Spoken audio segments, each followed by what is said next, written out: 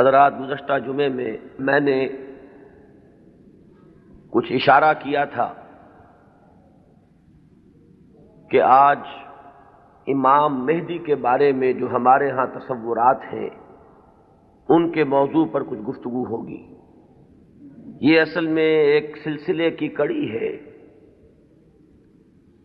12 ربیع الاول کو جو تقریر میں نے کی تھی قرآن اکیڈمی میں ختم نبوت اور تکمیل رسالت کے موضوع پر، اس کے ایک ضمیمے کی حیثیت سے نزول مسیح کا مسئلہ زیر بحث آیا۔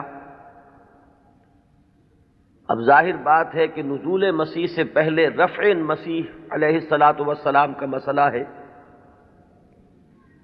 چنانچہ میں نے پہلے تو ایک مفصل تقریر اس موضوع پر قرآن اکیڈمی ہی میں کی، اور پھر میرا ذہن چونکہ ادھر متوجہ ہوا کہ یہ اہم موضوع ہے، اس پر زیادہ وسیع حلقے میں بھی گفتگو ہونی چاہیے، تو 2 جمعوں میں بھی اس موضوع پر گفتگو ہوئی، بلکہ 3 جمعوں میں گفتگو ہو چکی ہے۔ بعض ضمنی مسائل وہ تھے اس مسئلے سے متعلق جن پر پچھلے جمعے میں گفتگو ہوئی۔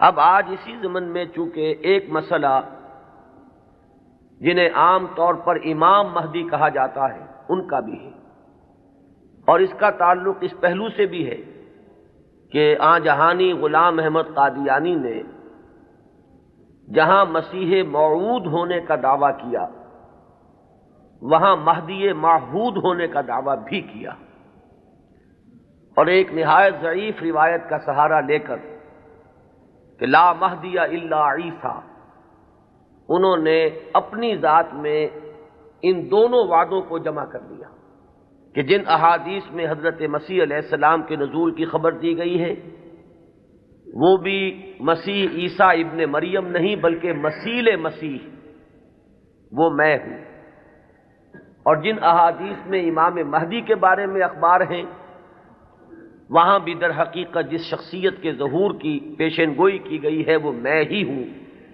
تو ایک ہی شخصیت میں یہ دونوں پیشین گوئیاں جو ہے احادیث کی ان کو اس نے جمع کر لیا، اور یہ بات سامنے رہے کہ اس شخص سے اپنے آپ کو منسوب کرنے والے جو 2 گروہ ہمارے ہاں ہیں، ایک وہ کہ جنہیں ہم اصل قادیانی یا اب ربوائی کہتے ہیں، اور دوسرے وہ کہ جو لاہوری کہلاتے ہیں، یہ دونوں ان دونوں دعووں کے بارے میں متفق ہیں۔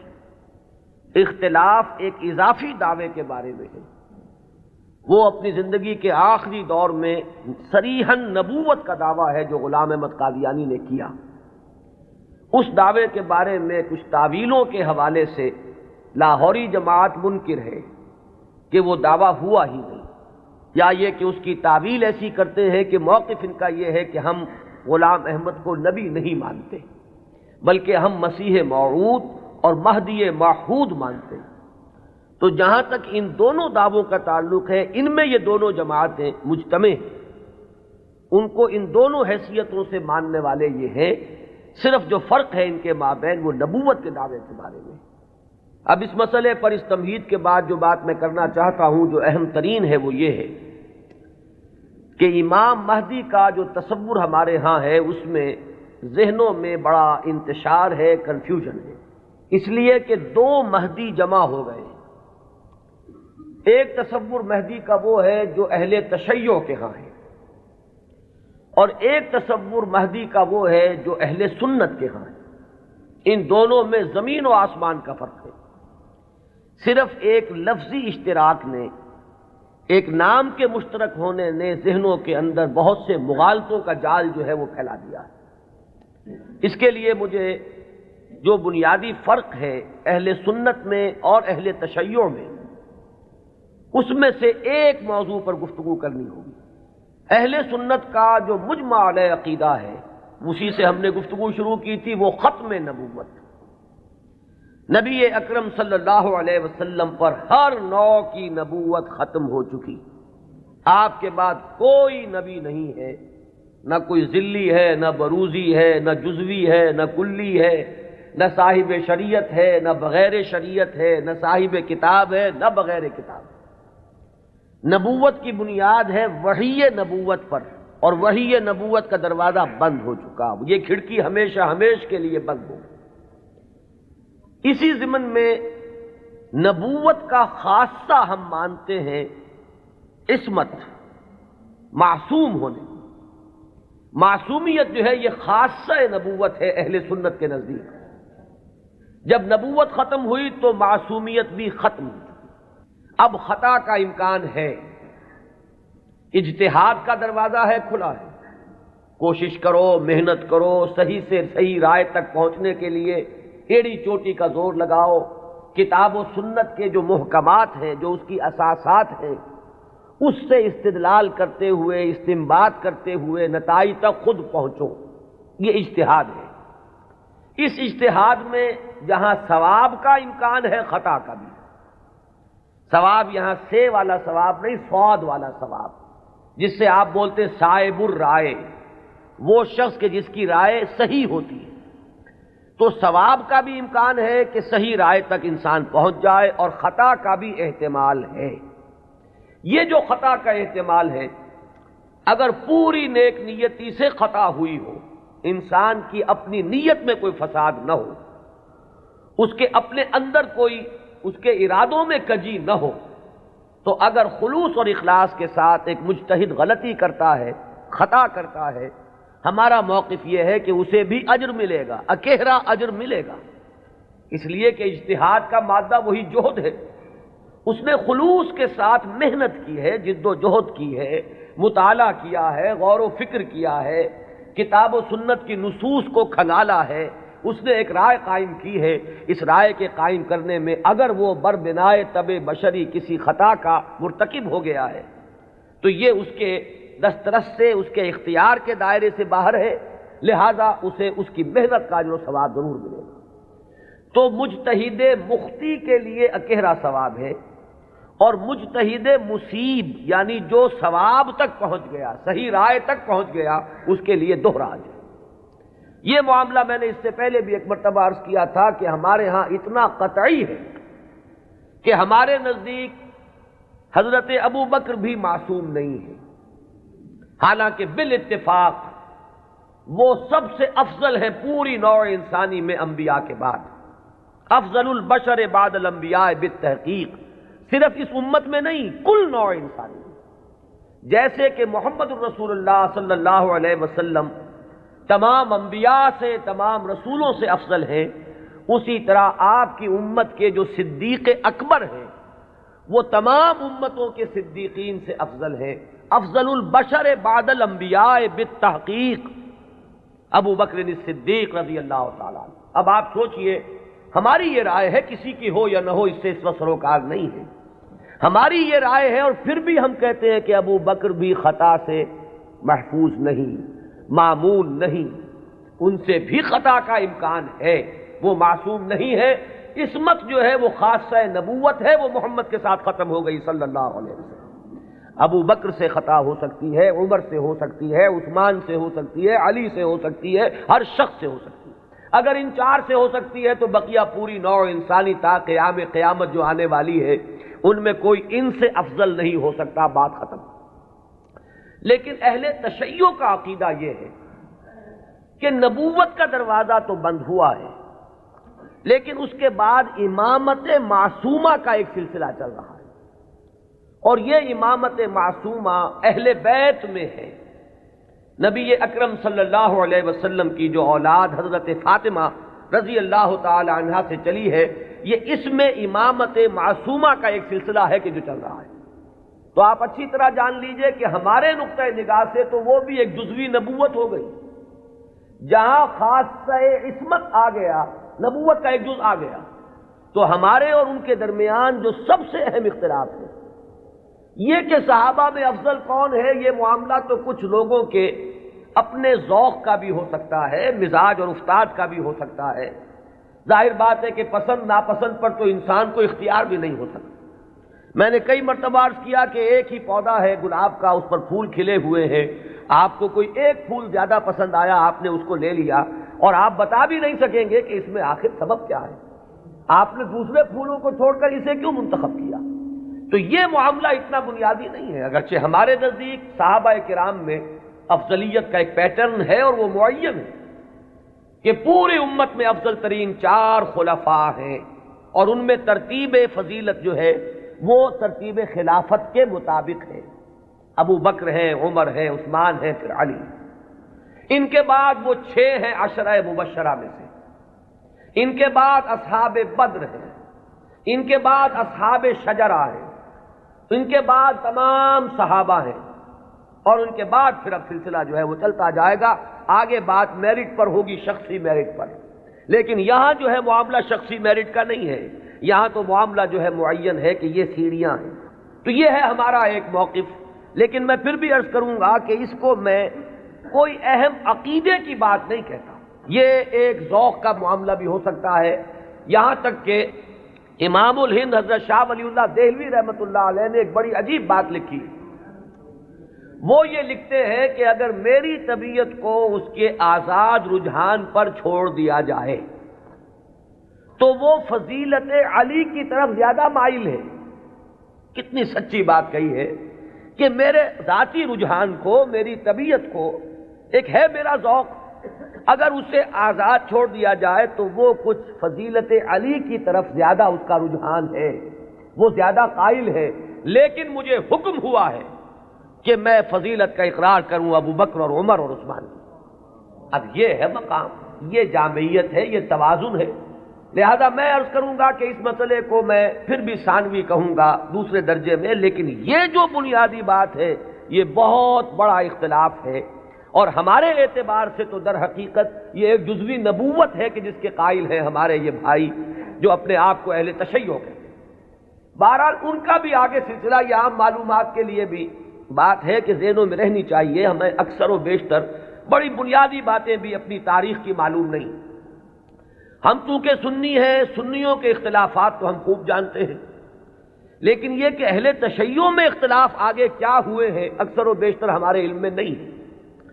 ان کا جو یہ معصوم امامت کا سلسلہ ہے، حضرت علی، حضرت حسن، حضرت حسین، حضرت حسین کے صاحبزادے حضرت علی بن حسین جنہیں امام زین العابدین کے نام سے پکارا جاتا ہے، پھر ان کے بیٹے ہیں محمد باقر، ان کے بیٹے ہیں جعفر، جن سے فقہ جعفری چل رہی ہے۔ یہ 6 امام تو ان کے ہاں متفق علیہ، ان میں تو یہ جو شاخ چلی ان میں کوئی اختلاف نہیں ہے کہ یہ سب کے نزدیک ان میں متفق علیہ ہے ان کی امامت، اور یہ سب امام معصوم شمار ہو گئے۔ لیکن 7ویں امام پر آ کر ان کے ہاں ایک تقسیم ہو گئی۔ بڑے بیٹے اسماعیل تھے تو ان سے ان کے ماننے والے اسماعیلی کہلائے۔ اختلاف ہوا کہ اب امامت جو ہے حضرت جعفر صادق کی اولاد میں سے کس کی طرح منتقل ہوئی، اختلاف ہو گیا۔ بڑے بیٹے کے ماننے والے یہ کہلائے اسماعیلی، اور چھوٹے بیٹے سے جو چلا وہ پھر مسئلہ وہی چل رہا ہے۔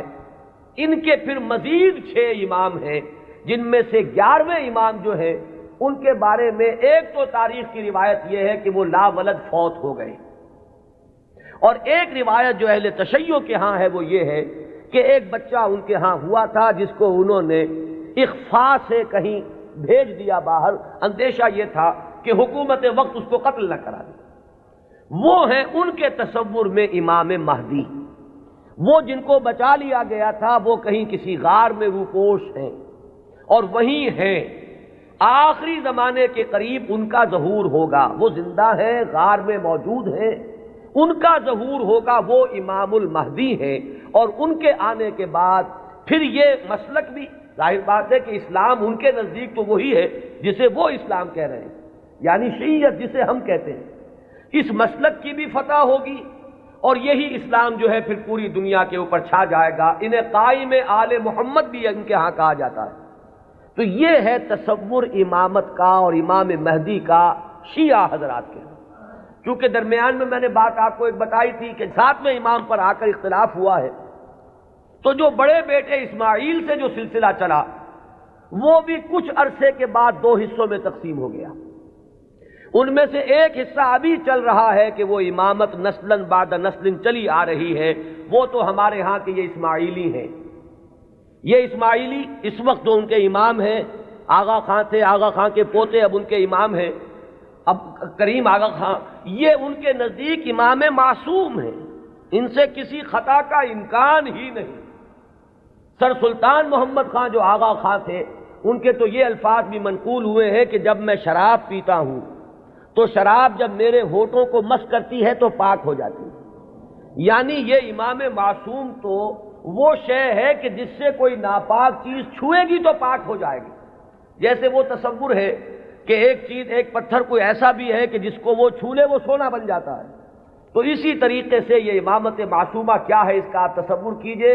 تو جو ایگزیکٹ لائن ہے امامت کی وہ تو در حقیقت ان کے ہاں ہے کہ وہ امامت معصومہ کا تصور جو ہے بغیر کسی سلسلے کے ٹوٹے ہوئے وہ چلا آ رہا ہے ہمارے ہاں، جن کو ہم آغا خانی کہتے ہیں، اسماعیلی کہتے ہیں، ان کے ہاں۔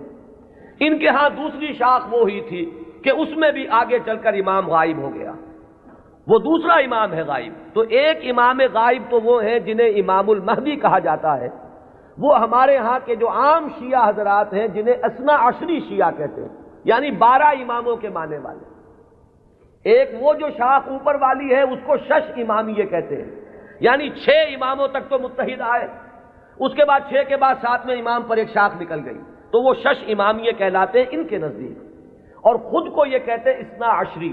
لہذا کسی بھی شیعہ دوست سے اگر بات ہو، آپ شیعہ کہیں گے تو وہ کچھ برا مانے گا، چپ رہے، آپ سے احتجاج نہ کرے تو بات اور ہوگی، لیکن یہ کہ اگر آپ ان سے مہذب انداز میں سوال کرنا چاہیں تو آپ کا سوال یہ ہونا چاہیے کہ کیا آپ اثنا عشری ہیں؟ یہ لفظ وہ ہے جو خود اپنے لیے اختیار کرتے ہیں۔ لہذا وہ 12 اماموں والا سلسلہ کے 6 متفق علیہ، 5 بعد میں، اور جو 12ویں امام ہیں ان کے وہ عہد طفولیت ہی میں کہیں ان کو بھیج دیا گیا، کہیں حفاظت کے ساتھ، اور وہ کسی غار میں ابھی ہے اور وہ وہیں سے ظہور کریں گے۔ لہذا یہ جو اصل شیعیت ہے ان کا امام غائب ہے اور یہ اس کے انتظار میں ہے کہ وہ آئیں۔ ایک حالت منتظرہ جو ہے اس شیعیت پر یہ چلی آ رہی ہے۔ اس میں یہ بھی بتا دوں، یہ بھی دلچسپی کی بات ہے کہ حال ہی میں ایک بہت بڑا انقلابی قدم اٹھایا ہے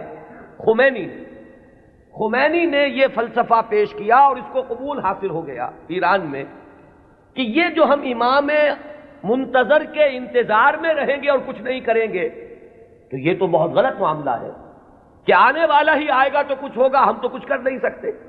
اس نے تو ہمارے اوپر تعطل طاری کر دیا ہے، ہم لوگ جو ہے بالکل ظالموں کے لیے اور غلط کار لوگوں کے لیے نرم چارہ بن گئے ہیں، جیسے چاہیں وہ کریں، ہم تو ہاتھ نہیں پکڑ سکتے، اس لیے کہ ہم تو منتظر ہیں کہ کوئی آنے والا آئے گا تو صورت بدلے گی۔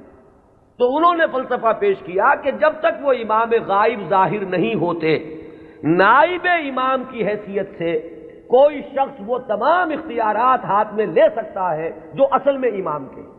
لہذا امام خمینی جو ہے اس وقت نائب امام ہے، وہ امام جو غائب ہیں ان کے نائب کی حیثیت سے وہ سارے اختیارات اور حقوق جو امام کے ہیں وہ اب امام خمینی کے پاس ہیں، اور اپنے کانسٹیٹیوشن میں انہوں نے اس کو ایک خاص اصطلاح دی ہے، یہ ہے ولایت فقیہ، کہ یہ وہ شخصیت ہے کہ جو بھی حکومت کا ڈھانچہ نیچے بنے گا، کوئی صدر منتخب ہو، کوئی وزیر اعظم منتخب ہو، پارلیمنٹ ہو، یہ سارا ڈھانچہ چلتا رہے گا، لیکن اوپر تلوار لٹکی رہے گی ولایت فقیہ کی کہ جس کو جس وقت چاہے وہ برطرف کر دے۔ یہی وجہ ہے کہ وہ ابو الحسن بنی صدر جو ہے وہ پیرس میں بیٹھے ہوئے ہیں، حالانکہ بہت بڑی اکثریت سے اس وقت ہمیں یہی بتایا گیا تھا واللہ عالم کہ بڑی عظیم اکثریت سے وہ صدر منتخب ہوئے تھے، لیکن بہرحال یہ تو نیچے کا ڈھانچہ ہے، اصل میں تو اوپر ولایت فقیہ ہے، اس کا اعتماد حاصل رہے گا تو کوئی شخص رہے گا، ورنہ نہیں۔ میں یہاں نہ کوئی تنقید کرنا چاہتا ہوں نہ کسی اختلاف کا اظہار، آپ کو بتا رہا ہوں کہ بات سمجھ میں آئے کہ امام مہدی کا اصل کانسیپٹ کیا ہے۔ یہ لفظ زیادہ جو ہے معروف جو در حقیقت اس شیعہ نظریے کے تحت ہے۔ ابھی میں آپ کو بتاؤں گا کہ ہمارے ہاں تو جو روایات کسی قدر پائے کی ہیں، کوئی ان کی حیثیت ہے، وہاں مہدی کا لفظ ہے ہی نہیں، کہیں بھی نہیں۔ اس اعتبار سے معاملہ بڑا مختلف ہے، کچھ خبریں ہیں ہمارے ہاں وہ میں ابھی عرض کروں گا، لیکن امام مہدی کی اصل شخصیت، ان کے بارے میں سارے تصورات، ان کا وہ مقام اور مرتبہ، یہ ساری چیزیں جو ہمارے ہاں عام ہیں یہ در حقیقت ہماری نہیں بلکہ اہل تشیع کی، وہ ہے تصور شیعہ حضرات کا جو ہمارے ہاں عام ہو گیا ہے۔ اب آئیے جو ہمارا مسئلہ ہے، اہل سنت کے ہاں بھی یہ خبریں موجود ہیں، بلکہ میں اس کو شروع کروں گا ختم نبوت کے بعد وہ کیا اقدامات ہیں کہ جو اس امت میں اللہ تعالیٰ نے اپنی مشیت کاملہ کے تحت کیے ہیں، کہ جن کے بارے میں میں اس وقت جرأت کر کے ایک لفظ استعمال کر رہا ہوں کہ جو نبوت کی قائم مقامی کی حیثیت اختیار کر لیتے ہیں۔ ان میں سب سے پہلا قدم تو میں تفصیل سے عرض کر چکا ہوں، قرآن کی حفاظت۔ اللہ تعالیٰ نے ذمہ لیا، انا نحن نزلنا الذکر وانا لہ لحافظون، ہم نے ہی اس الذکر کو نازل کیا ہے اور ہم ہی اس کے محافظ ہیں۔ یہ میں عرض کر چکا ہوں اس سے پہلے اپنی تقریروں میں کہ اس آیہ مبارکہ کا جو پہلا حصہ ہے وہ تو اپلیکیبل ہے تورات پر بھی، انجیل پر بھی، زبور پر بھی، صحیفہ ابراہیم پر بھی۔ قرآن مجید میں تو گواہی ہے کہ حضرت ابراہیم کو بھی ایک کتاب ملی تھی، ان ھذا لفی الصحف الاولی صحف ابراہیم و موسیٰ۔ لیکن یہ کہ یہ پہلا حصہ تو سب پر اپلیکیبل، ان کی عصبیت کہہ لیں، تعصب کہہ لیں، وہ پختہ ہو چکا ہے۔ لیکن یہ کہ ہر جگہ کچھ لوگ ہوتے ہیں کہ اگر انہیں متوجہ کیا جائے تو کسی حقیقت پر غور کرنے کے لیے تیار ہو جائیں۔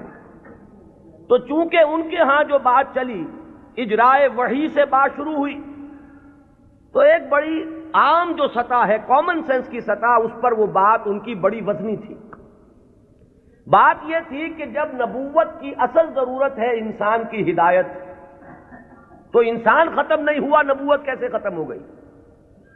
آخر نبوت، میں اب ان کی طرف سے بات کر رہا ہوں، کہیں کوئی مغالطہ آپ کو نہ ہو جائے، اس لیے کہ جب تک آپ اپنے مخالف کے موقف کو صحیح طور پر نہیں سمجھیں گے تو آپ کیسے اس کے بارے میں کوئی ججمنٹ آپ نہیں دے سکتے۔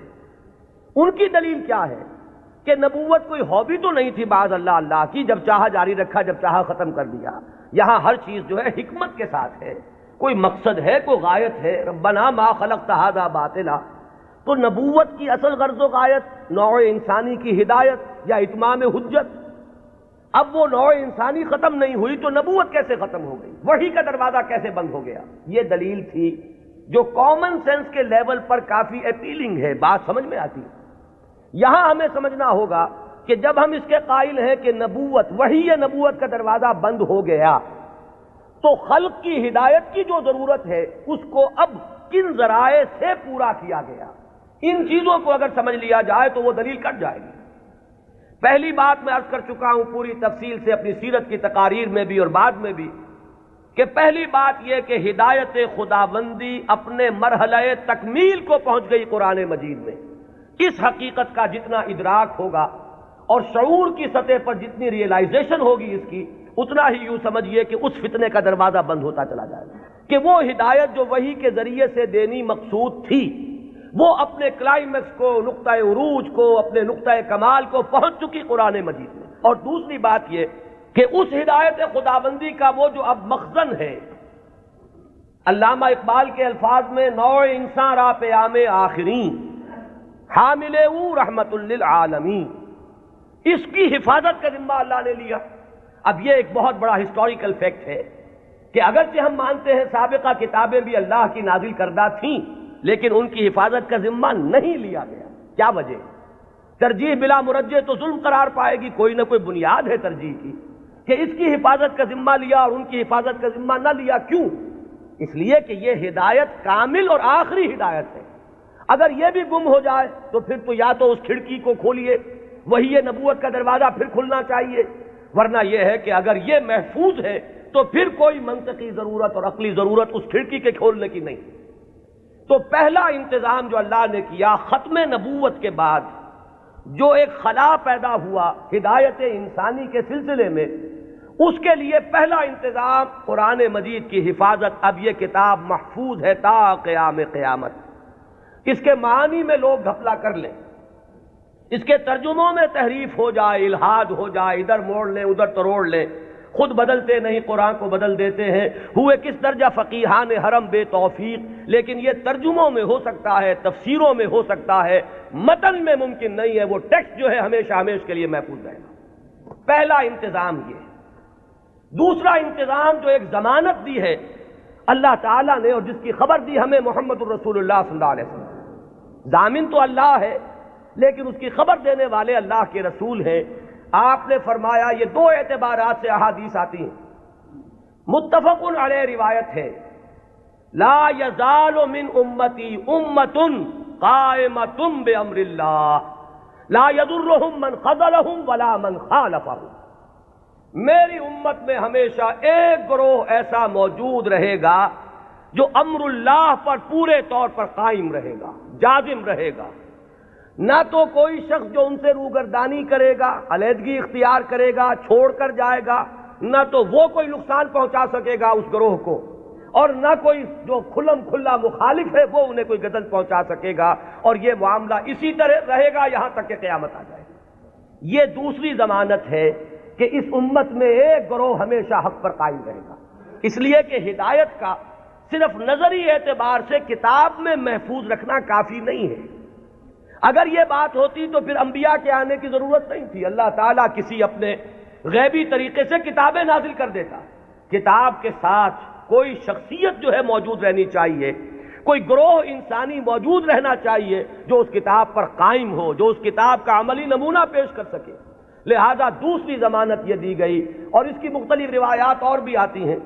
ला तज़ालु फी उम्मती ताइफतुन कायमीन अलल हक़, मेरी उम्मत में लाज़िमन एक ग्रोह हमेशा ऐसा रहेगा जो हक पर कायम रहेगा। ऐसी जमात से कभी भी दुनिया बिल्कुल खाली नहीं होगी। ये जमानत मैं फिर अर्ज कर रहा हूं किसकी है? अल्लाह की। ये दर हकीकत उसी जरूरत को पूरी करने का एहतमाम हो रहा है जो खत्म नबूवत के बाद जो भी खला पैदा हुआ हिदायत इंसानी के एतबार से, उसका जो पुर किया जाना है वो इन चीजों से। यही बात आपको मिलेगी मनफी उसलूब में भी। ये तो मुस्बत है। मनफी तौर पर हुजूर ने फरमाया कि मेरी उम्मत कभी गुमराही पर जमा नहीं होगी। ला तजमा उम्मती अला ज़लाला, अगर तो कभी ऐसा हो जाए पूरी उम्मत मोहम्मद सल्लल्लाहु अलैहि वसल्लम गुमराही पर जमा हो जाए तो नफी हो जाएगी उस कौल की कि मेरी उम्मत में हमेशा एक ग्रोह हक पर कायम रहेगा, कायमीन अलल हक। तो बात एक ही है, एक उसका मुस्बत अंदाज है और एक उसका मनफी पहलू है कि ला तजमा उम्मती अला ज़लाला, मेरी उम्मत कभी भी गुमराही पर जमा नहीं।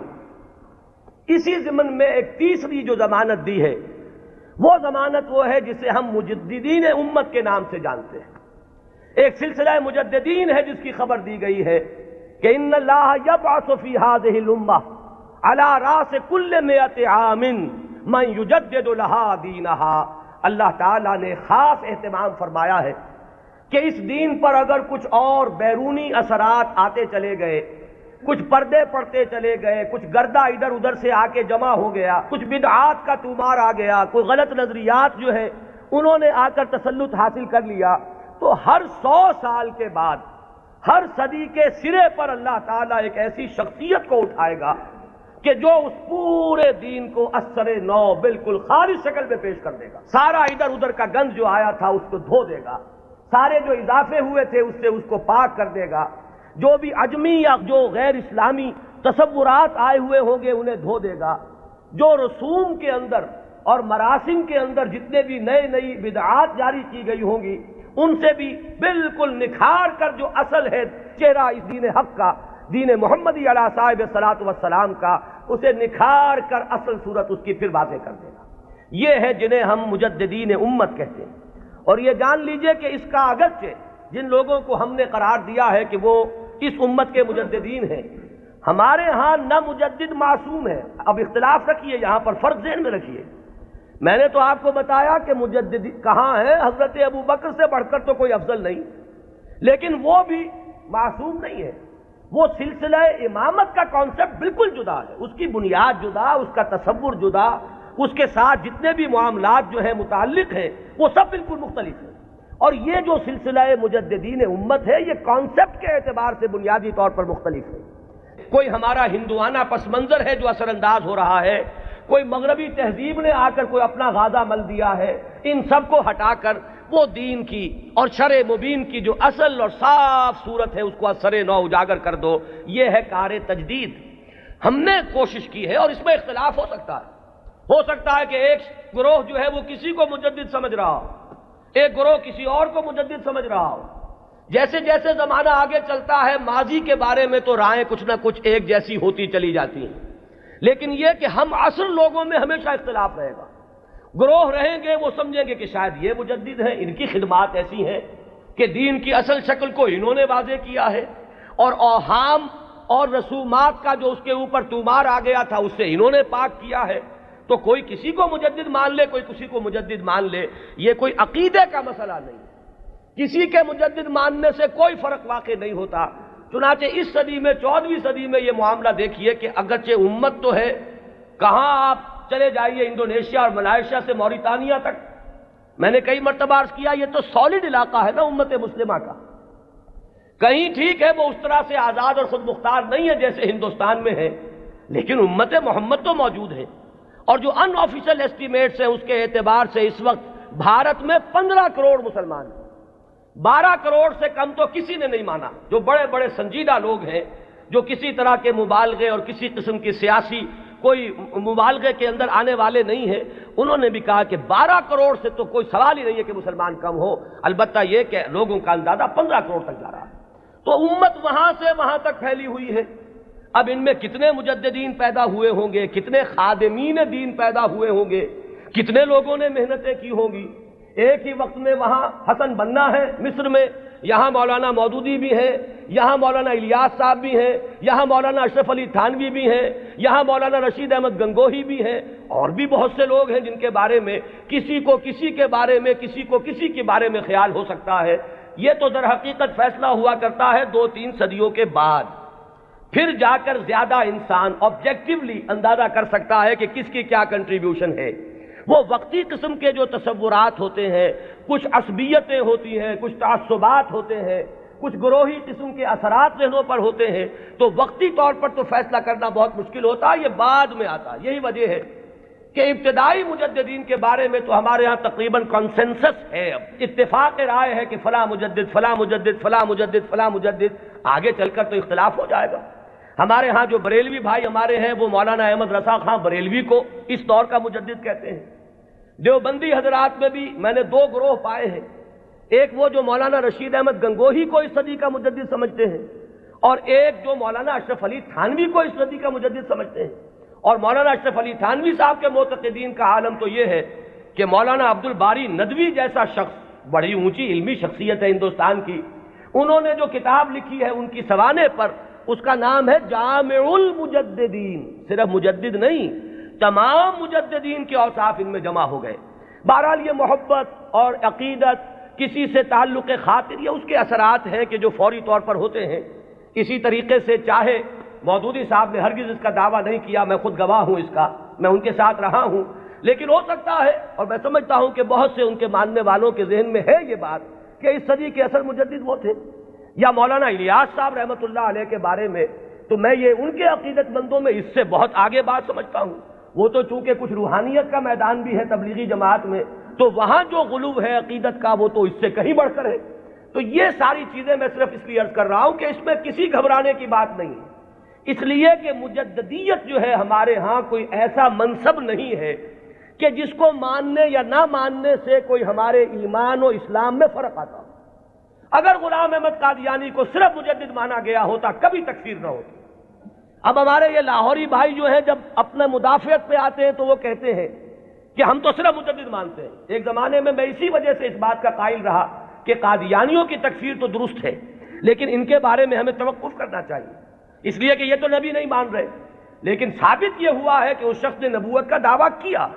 اب کوئی شخص انکار کرے تو بات اور ہے، اور کم سے کم یہ کہ مسیح موعود مانتے ہیں اور وہ مہدی موعود مانتے ہیں، ان دونوں چیزوں کو انہوں نے جمع کر دیا، اور دعویٰ جو ہے اس کا ثابت ہے کہ اس نے نبوت کا دعویٰ کیا، لہذا ان کے انکار سے انہیں کوئی ریلیف نہیں مل سکتا۔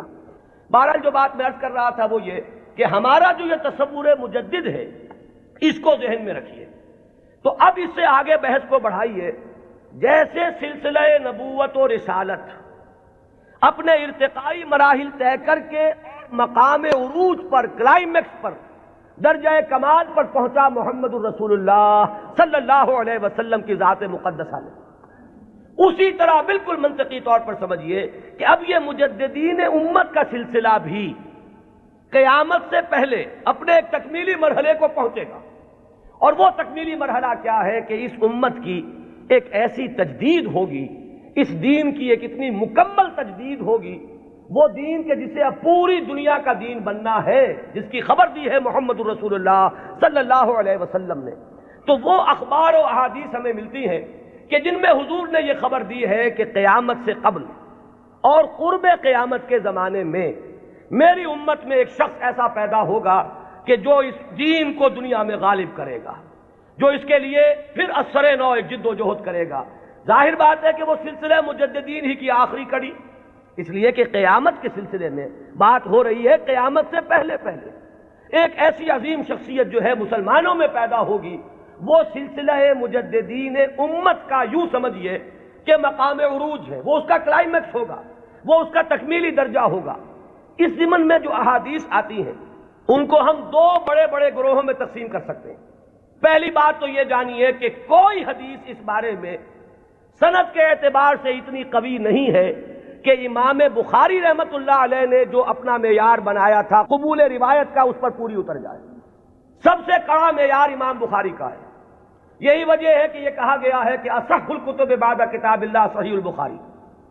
حدیثوں کی جان پھٹک، کس روایت کو قبول کریں گے کس کو نہیں کریں گے، ہر محدث نے اپنے کچھ شرائط بنا لی، ایک پیمانہ بنا لیا۔ یوں سمجھیے جیسے یہ بجری جہاں کرشرز لگے ہوتے ہیں اور اس کے بعد وہ کرش سٹون جو ہے وہ کنویئر بیلٹ پر آتا ہے اور مختلف سائز کی چھلنیاں لگی ہوتی ہیں۔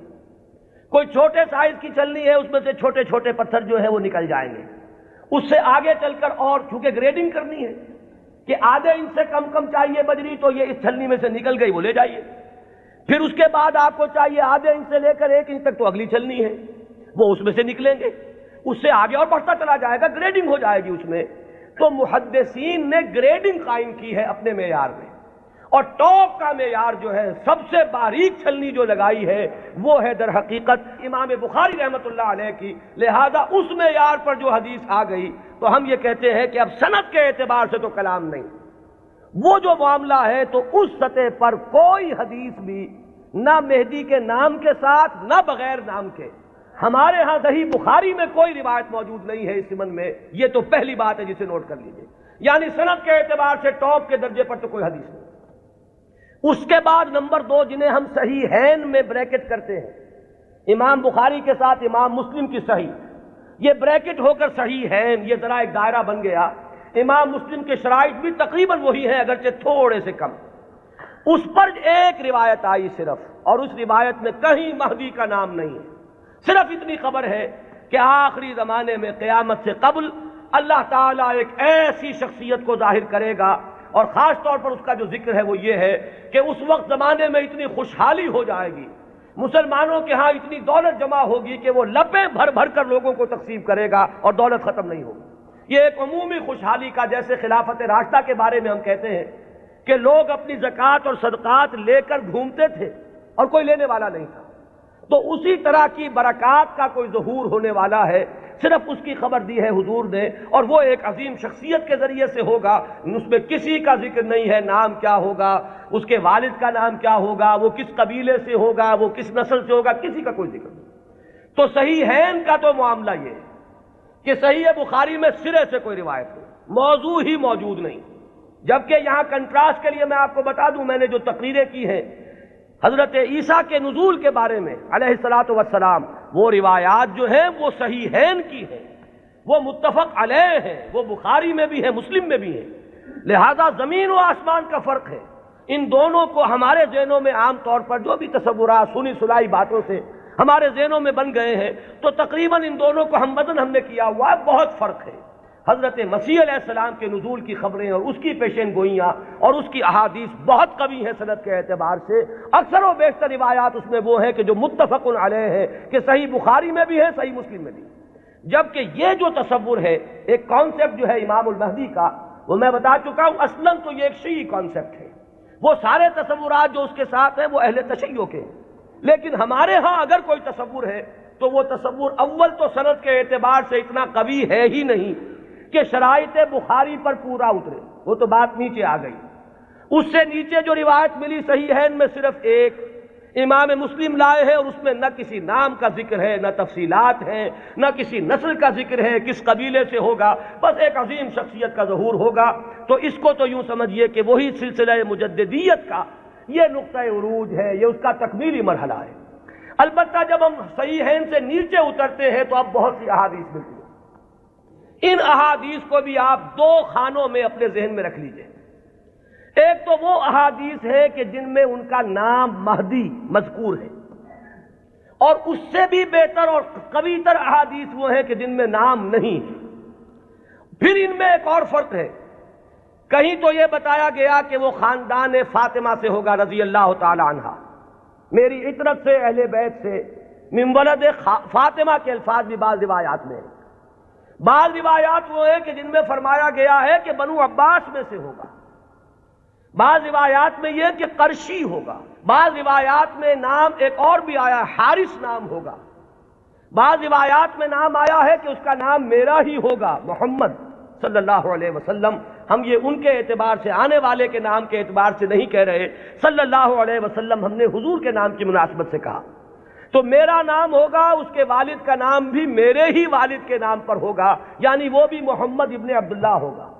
اور یہاں میں آپ کو ایک بات بتا دوں کہ یہ جو ابھی 2 سال قبل یا شاید اب تیسرا سال ہے، جو حادثہ ہوا تھا حرمین میں اور مسجد الحرام پر کچھ لوگوں نے قبضہ کیا تھا، مقابلہ ہوا، میں اس کی تفصیل میں نہیں جانا چاہتا کہ اس کے اسباب کیا تھے اور کیا ان لوگوں کا اصل موقف تھا اور وہ کیا کرنا چاہتے تھے، لیکن وہاں بھی ایک شخص نے اپنے مہدی ہونے کا اعلان کیا اور وہ محمد ابن عبداللہ ہی تھا۔ اس کا نام بھی محمد اور اس کے والد کا نام بھی عبداللہ، قحطانی ہے وہ، اور وہ عرب تو ہے، لیکن یہ کہ بہرحال اب جو بھی ان کے بارے میں معلوم نہیں ہے کہ آیا جو لوگ موقع پر قتل ہو گئے ہیں وہاں ان میں وہ ہے یا نہیں، پھر یہ کہ جو لوگ بعد میں پکڑ کر قتل کیے گئے ہیں سزا کے طور پر ان میں وہ ہے یا نہیں، کچھ پتہ نہیں۔ جو ان کا سب سے بڑا سرغنہ تھا اس کو تو بہرحال قتل کر دیا گیا ہے، لیکن جو اصل سرغنہ تھا وہ نہیں ہے، جس نے کہ دعویٰ کیا تھا کہ یہ مہدی ہے، جن کے بارے میں لوگوں نے کہا کہ ان سے بیعت کرو، یہ مہدی ہے۔ تو وہ بہرحال ایک صرف میں نے برسبیل تذکرہ بات کہی ہے کہ وہ جو فرمایا گیا کہ نام میرے نام پر ہوگا اور والد کا نام بھی میرے والد کے نام پر ہوگا، یہ بھی بعض روایات میں ہے۔ لیکن یہ تمام روایات جو ہیں، جیسا کہ میں نے عرض کیا کہ ان میں سے بہت ایک تو تعارض ہے، اختلاف ہے، تفصیلات میں بہت فرق و تفاوت ہے، تو اس سے بہرحال جہاں تک حدیث کے متن پر جرح کے لیے اور غور و فکر کے جو اصول بنے ہیں، حدیث پر جو غور و فکر ہوا ہے وہ 2 اعتبارات ہیں، سند پر یا متن پر۔ سند میں تو ہم یہ دیکھیں گے کس نے کس سے سنا، کس نے کس سے سنا، اس نے کس سے سنا، اس نے کس سے سنا، یہ چین متصل ہے یا کہیں ٹوٹتی ہے، 2 کڑیاں آپس میں ملی ہوئی ہے کہ نہیں۔ پھر ہر کڑی کے بارے میں دیکھیں گے یہ فاسق تو نہیں تھا، اس کے بارے میں کوئی جھوٹ کی گواہی تو نہیں ملی تھی کہ جھوٹ بھی بول دیتا تھا۔ تو یہ سارا معاملہ تو ہے سند کا، کہ جتنے بھی راوی ہیں متصل ہو روایت کا سلسلہ نمبر 1، اور جو راوی ہیں وہ سب کے سب ثقہ ہو، قابل اعتماد ہو، نیک لوگ ہو، یہ گفتگو تو ہے سند پر۔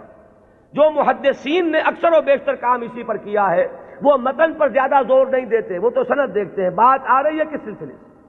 ایک ہوتا ہے کسی حدیث کے مضمون پر غور کر کے اور پھر یہ دیکھا جائے کہ اس میں کیا ہے، کوئی چیز ایسی تو نہیں جو خلاف عقل ہو، کوئی چیز ایسی تو نہیں جو کتاب و سنت کی دوسری منسوخ چیزوں کے خلاف ہو، بالکل واضح طور پر کوئی چیز مخالفت کر رہی ہو قرآن اور حدیث کی۔ اور اسی میں ایک اصول یہ بھی تھا کہ ہمارے ہاں جو اختلافات ہوئے ہیں بعد میں سیاسی، اور اس کی وجہ سے گروہ بندیاں ہوئی ہیں، تو کچھ حدیثیں یا کچھ روایتیں جو بنائی گئی اس دور میں، ان میں کچھ نام داخل کر دیے گئے۔ بنو عباس کو اپنے سپورٹرز درکار تھے، تو انہوں نے کچھ ایسی حدیثوں کے اندر کوئی اہتمام، اور یہ ضروری نہیں کہ بنو عباس نے کیا ہو، یہ آپ کو معلوم ہے کہ بادشاہ سے بڑھ کر بادشاہ کے وفادار ہر دنیا میں موجود رہے، تو ان کے حواریین نے ان کی خوشنودی حاصل کرنے کے لیے کچھ حدیثیں گھڑ دی ہوں کہ بنو عباس میں سے ہوگا ایک خلیفہ مہدی، اور اسے تو بڑا انعام پھر ملا ہوگا جس نے آ کر وہ روایت سنائی ہو۔ تو یہ ہوتے ہیں وہ محرکات جو وقتی طور پر اختلافات کی بنیاد پر جو روایتیں گھڑی گئی ہیں ان میں چھان پھٹک کرتے ہیں ان اصولوں پر۔ چنانچہ یہاں تک روایت کے الفاظ ملتے ہیں کہ وہ جو مہدی جب آئے گا تو اس کے جھنڈے کالے رنگ کے ہوں گے اور وہ خراسان سے آئے گا۔ اب ابو مسلم خراسانی آیا تھا جس نے بنو امیہ کی حکومت کا تختہ الٹا اور بنو عباس کی حکومت قائم کی۔ ظاہر بات ہے کہ یہ روایت خود بول رہی ہے کہ یہ بنو عباس کے خوشامدیوں نے بنو عباس کو خوش کرنے کے لیے یہ کوئی روایت گھڑی ہے، اور چونکہ یہ درجہ ثالث درجہ چہارم کی روایات ہیں، لہذا ہمیں ان کے متن پر گفتگو کرنے کا حق حاصل ہے۔ صحیح ہے ان کی روایات کا معاملہ مختلف ہو جائے گا، سند کے اعتبار سے اتنی پختہ روایات جو ہے تو ہمیں سوچنا پڑے گا، توقف کرنا پڑے گا کہ ہماری عقل ٹھوکر کھا سکتی ہے، آخر ہمارا بھی تو ہماری منطق بھی تو ٹیڑھی ہو سکتی ہے، وہاں ہمیں رکنا ہوگا۔ لیکن جہاں معاملہ روایت کے اعتبار سے اتنا پختہ نہیں ہے تو ظاہر بات ہے کہ وہاں متن پر گفتگو ہوگی۔ تو اکثر و بیشتر روایات تو اسی نوعیت کی ہیں کہ کہیں، چونکہ آپ کو معلوم ہوگا یہ ہماری تاریخ کا ایک عجیب واقعہ ہے، بنو امیہ کی حکومت کا تختہ الٹا بنو عباس نے، لیکن بنو عباس نے اس کے لیے جو مسلمانوں کو اپنے گرد جمع کرنے کے لیے نعرہ بلند کیا وہ تو تھا خاندان بنی ہاشم اور بنی فاطمہ آل رسول، ان کا نعرہ لگایا، اور جب انہیں حکومت مل گئی تو سب سے بڑھ کر تشدد جنہوں نے کیا ہے آل فاطمہ پر وہ یہی بنی عباس تھے۔ سیاست کے یہ کرشمے دیکھنے میں آتے ہیں، میری گناہ گار آنکھوں نے بھی ایک کرشمہ دیکھا ہے، وہ میں آپ کو سنا دوں۔ سعودی عرب کا اختلاف جب ہوا تھا مصر سے تو اس کا نقشہ میری نگاہوں کے سامنے سن 62 میں پہلی مرتبہ میں نے حج کیا، اور اسی سن میں یہ رابطہ عالم اسلامی کی تاسیس ہوئی۔ مولانا مودودی بھی گئے تھے اس میں شرکت کے لیے، مولانا داؤد غزنوی بھی گئے تھے، میں تو گیا تھا والدین کے ہمراہ حج کے لیے۔ وہاں مولانا داؤد غزنوی نے یہ کہا کہ تم میرے سیکریٹری بن جاؤ، کیونکہ ہر مندوب جو آیا اس کے ساتھ کوئی سیکریٹری بھی ہے، تو مجھے اور کیا چاہیے تھا، اندھا کیا چاہے دو آنکھیں، کہ میں اس پورے اجلاس کو ان کے سیکریٹری کی حیثیت سے اٹینڈ کر سکوں۔ تو میں نے وہ پورا نقشہ دیکھا ہے۔ اس وقت صورت کیا تھی، اللہ تعالیٰ مغفرت فرمائے، شاہ سعود جو بڑے بھائی تھے شاہ فیصل کے بھی اور جو شاہ خالد ہیں ان کے، شاہ سعود اس وقت یوں سمجھئے کہ جو تقریر کی ہے ناصر کے خلاف اور مصر کے خلاف، اس سے زیادہ زہر میں بجھی ہوئی تقریر کوئی نہیں ہو سکتی۔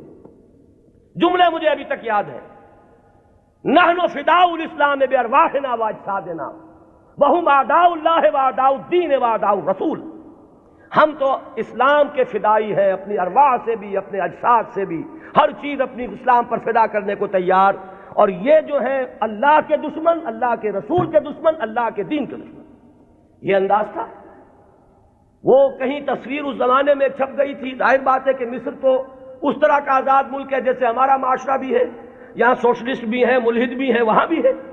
تو کسی ملحد رسالے میں یہ پولیگیمی پر ایک کارٹون چھپ گیا تھا، ایک مرغہ درمیان میں ہے اور چاروں طرف 9 مرغیاں، اور یہ کارٹون جو ہے وہ منسوب کیا تھا، یہ ہے یعنی اشارہ کیا جا رہا تھا توہین آمیز انداز میں نبی اکرم صلی اللہ علیہ وسلم۔ اس کارٹون کا ذکر انہوں نے کیا، یہ کر رہے ہیں وہ مصر میں، اور ظاہر بات ہے یہ ایسی چیز ہے کہ ہر مسلمان کا خون جو ہے کھول اٹھے گا اس کے تصور سے۔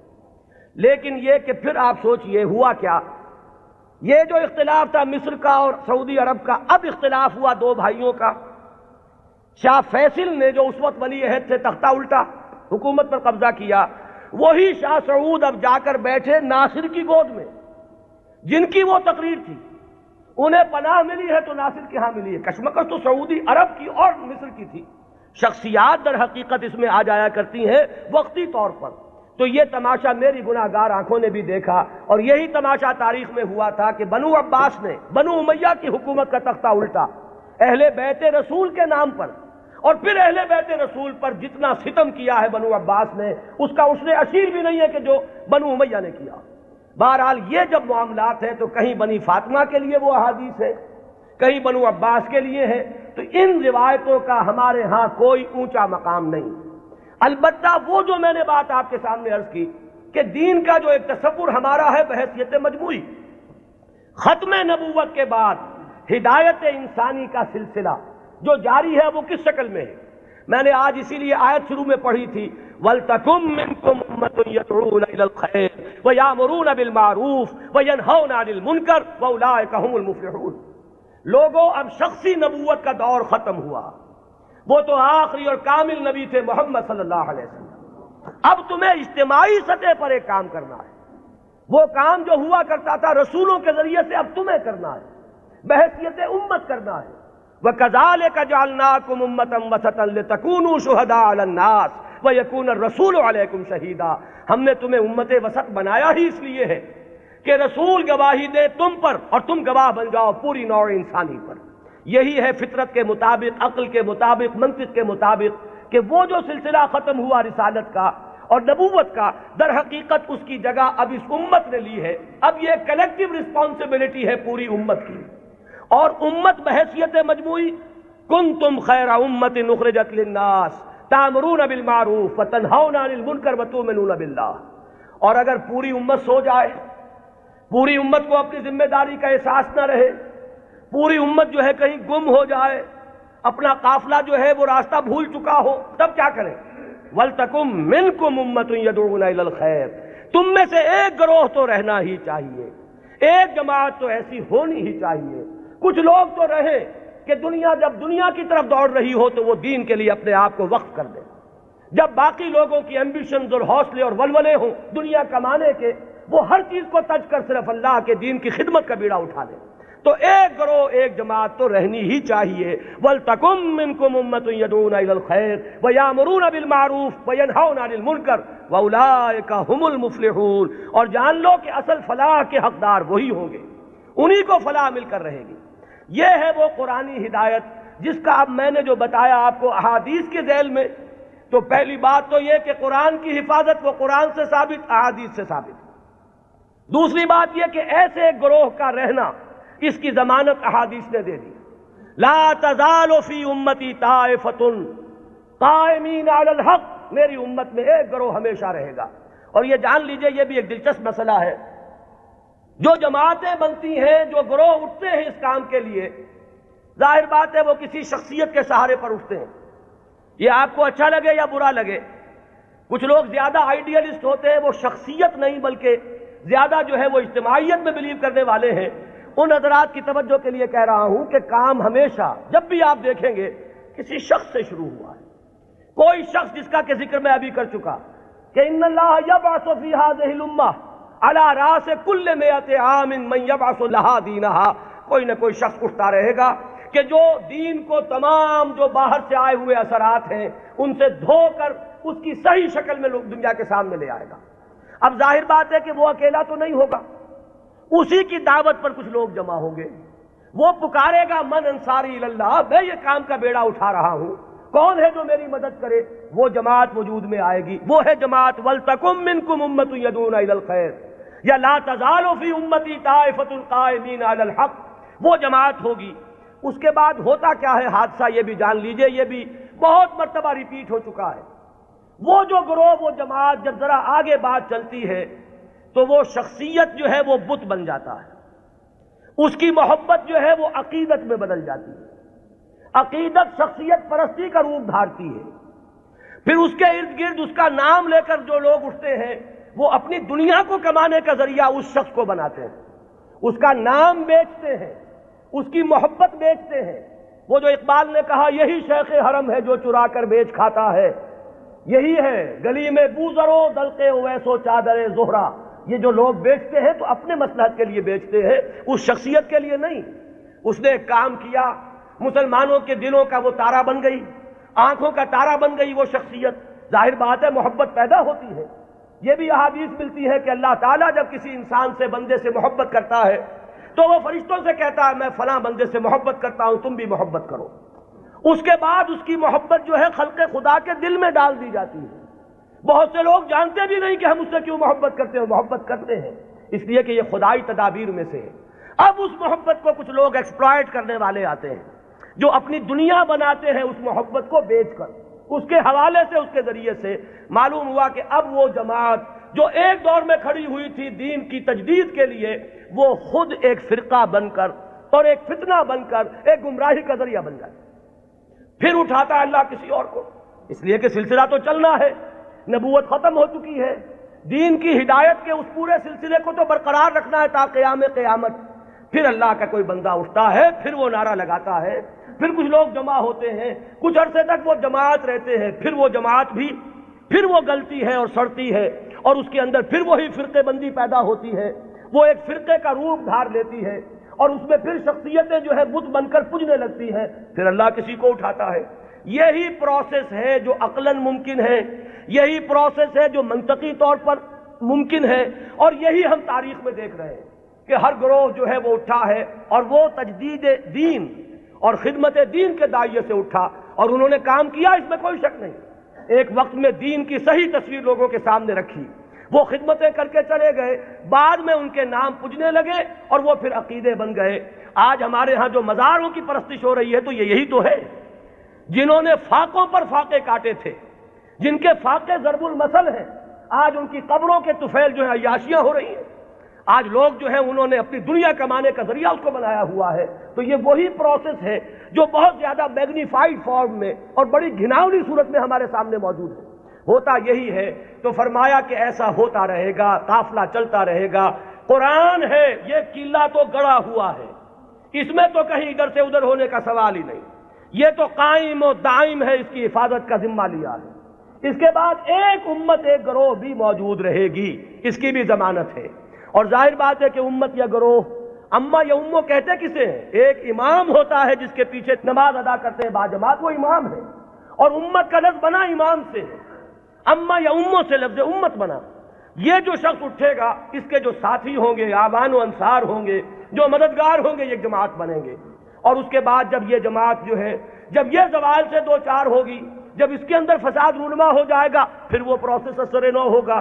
یہ چلتا رہے گا تا کہ قرب قیامت میں ایک عظیم شخصیت کا ظہور ہوگا، وہ اسی سلسلہ مجددین کی آخری کڑی ہوگا، وہ دین کی تجدید کرے گا، اس کے ساتھ مسلمان جمع ہو جائیں گے، متقین ہوں گے، صالحین ہوں گے، مخلصین ہوں گے، جہاد ہوگا، اعداء اللہ اعداء الدین کے ساتھ مقابلے ہوں گے، اور ان میں سر فہرست ہے یہود، اور یہود ہی کے ساتھ جب آخری معرکہ ہو رہا ہوگا اور وہاں مسلمانوں کے قدم جو ہے وہ کمزور پڑ رہے ہوں گے، اس وقت وہ حضرت مسیح کا نزول ہوگا، اور وہ دجال اکبر جو یہود کا اس وقت سب سے بڑا لیڈر ہوگا، اسے بھی قتل کریں گے اور یہودیوں کا قلع کما کریں گے۔ یہ دونوں جو واقعات ہیں جمع ہو جاتے ہیں، نزول عیسیٰ علیہ السلام کا معاملہ بھی اور اس عظیم شخصیت کا معاملہ بھی۔ ہم یقین سے نہیں کہہ سکتے ان کا نام کیا ہوگا، یہ ساری خبریں فلاں قبیلے سے، فلاں خاندان سے، یہ اس سند کو نہیں پہنچی ہوئی ہیں کہ میں یا آپ کوئی رائے اس کی بنا پر حتمی طور پر قائم کر لیں۔ حتمی بات ایک ہی ہے کہ آخری زمانے میں اس امت میں ایک مجدد پیدا ہوگا، عظیم مجدد، اور وہ اس دین کی تجدید اس سطح پر کرے گا کہ جس کے بعد اس دین کا غلبہ پوری دنیا میں ممکن ہو جائے گا۔ یہ ہے اصل میں ہمارا تصور اہل سنت کا۔ آپ انہیں امام مہدی کہیں یا نہ کہیں، نام اختیار کریں یا نہ کریں، بہرحال یہ تصور ہمارے ہاں موجود ہے۔ البتہ اس کو بنیادی طور پر ڈیفرینشیٹ کیجئے اپنے ذہن میں، جو شیعہ حضرات کا تصور امام مہدی ہے، اس میں اور اس میں کوئی چیز مشترک نہیں، زمین و آسمان کا فرق ہے۔ اقول قولی ھذا واستغفر اللہ لی ولکم ولسائر المسلمین والمسلمات۔